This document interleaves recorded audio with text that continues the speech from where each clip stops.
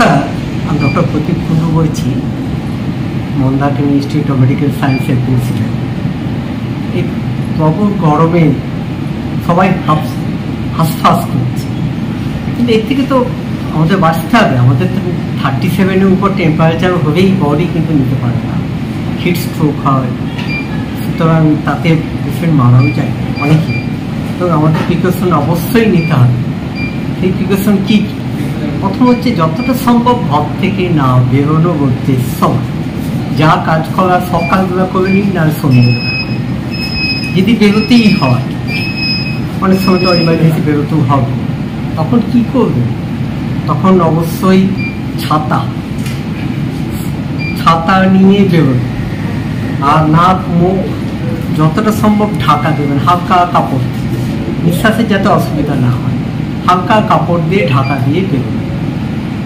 আর ঘরে ঢুকেই খুব চেষ্টা পেয়েছে ডক্টর কুমার একটা জল খেয়ে নেবেন, তা খাবেন না, একটু অপেক্ষা করুন, ঠান্ডা পাখার মধ্যে থেকে একটু অপেক্ষা করে তারপর খাওয়া দাওয়া করুন, জল খাবে।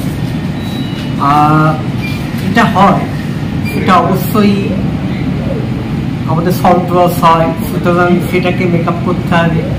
এবং ওআরএস বাড়িতে থাকলে ভালো, না থাকলে বানিয়ে নিন, কোনো অসুবিধা নেই। ডাবের জল থাকলে ভালো, না থাকলে এমনি জল, 1 গ্লাস জলে জাস্ট 2 আঙুলের 1 চিমটে নুন দেবেন, 1 চামচ চিনি দেবেন। অনেকে চিনিটা কম দেয়, নুনটা বেশি দেয়, তা কিন্তু নয়। 1 চিমটে নুন, 1 চামচ চিনি, 1 গ্লাস জলে, মানে মোটামুটি 300 ml। তাতে গুলে 2-3 বার করে খাবেন সারাদিনে। সকালে একবার খাবেন, দুপুরে একবার খাবেন, রাত্রে একবার খাবেন।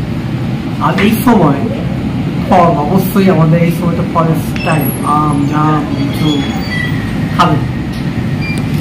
ডক্টর, অনেক সাধারণ মানুষ যারা দরিদ্র শ্রেণী, তারা তো দিন আনে দিন খায়, তারা তো রাস্তায় বেরিয়ে, তারা তো এত সূচি মানতেও পারে না, তাদের ক্ষেত্রে কি বার্তা? দাদা অবশ্যই গাছের নিচে থাকবে, বড় গাছ যদি থাকে, নাহলে ঠান্ডায় একটু থাকতেই। আর যখন দেখবেন যে শরীর চলছে না, হাফসাস করছেন, এক জায়গায় ঠান্ডা জায়গায় বসে পড়ুন চুপচাপ, তারপরে জল খান। মানে আপনাকে ছাতা নিয়ে না ভেবে ডাইরেক্ট রোদ কখনোই নেবেন না। যদি কিছু ছাতা নাও থাকে, কাপড় দিয়ে চারদিকে ঢাকা নিন, তারপরে যান। এটা হচ্ছে আসল।